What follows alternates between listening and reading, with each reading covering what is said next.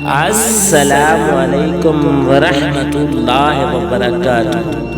میری پیاری بہنیں اور بھائیوں کے لیے بہت ہی طاقتور اور آزمودہ عمل، اگر آپ اس عمل کو مستقل مزاجی سے کریں گے تو میں آپ کو بتانے جا رہا ہوں انشاءاللہ اللہ کے کرم سے میرے پیارے بھائی اور بہنوں کی شادی والی پرابلم ختم ہو جائے گی۔ جو میرے پیارے بھائی اور بہنیں شادی کی وجہ سے پریشان ہیں، شادی نہیں ہو رہی، اچھا رشتہ نہیں آ رہا، اگر رشتے آتے ہیں کوئی نہ کوئی رکاوٹ آ جاتی ہے، کوئی نہ کوئی بندش آ جاتی ہے، لوگ رشتہ دیکھنے آتے ہیں، جب رشتہ دیکھ کے چلے جاتے ہیں بعد میں ان کا رپلائی نہیں آتا۔ ان شادی کی سب سے بڑی پرابلم کے لیے بہت ہی پاورفل عمل بتانے جا رہا ہوں، انشاءاللہ اللہ کا کرم ہوگا۔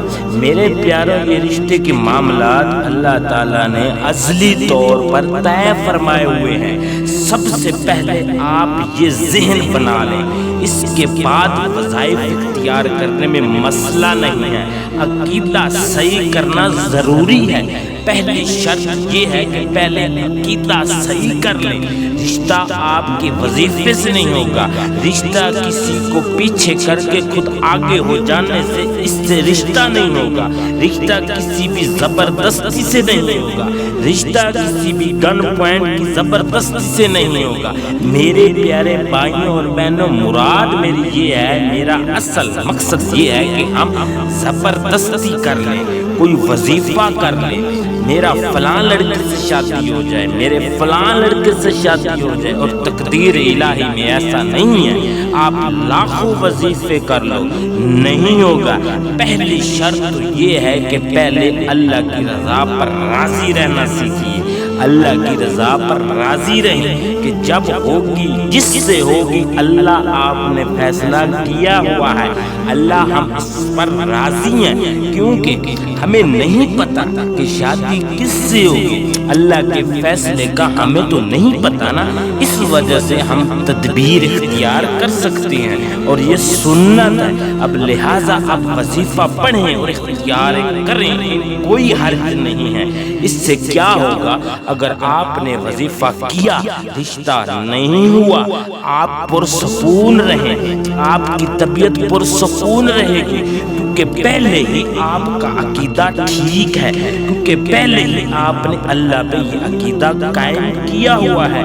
لیکن جن کے عقیدے ٹھیک نہیں ہوتے اور وہ سمجھتے ہیں کہ وظیفے سے نکاح ہوتے ہیں، پیروں کے پاس عاملوں سے تعویذ لینے سے نکاح ہوتے ہیں، جب ان ساری چیزوں سے وہ ناکام ہو جاتے ہیں، ان ساری چیزوں سے تو توقع کے مطابق ان کو رزلٹ نہیں ملتا، تو پھر وہ معاذ اللہ ان عاملین سے، وظیفوں سے، علماء سے، مفتی کرام سے جب ناراض ہوتے ہیں اور کہتے ہیں کہ دیکھو اللہ تعالیٰ کو رحم نہیں آ رہا، معاذ اللہ کہ ہم وظیفہ کر کے تھک گئے ہیں اور اللہ ہم پہ رحم نہیں کر رہا۔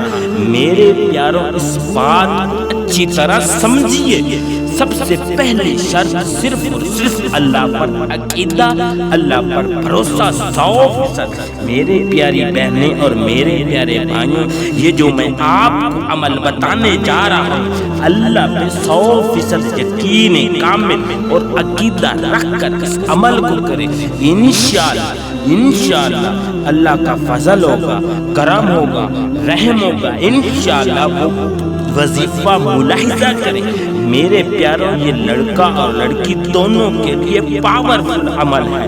میرے پیاروں، نوٹ کر لیں، ملاحظہ کریں، آپ نے نماز فجر کے بعد 60 مرتبہ سورۃ التین، 30ویں سپارے کی سورت ہے سورۃ التین، آپ اس سورت کو نماز فجر کے بعد پڑھیں، ان کا معمول بنا لیں۔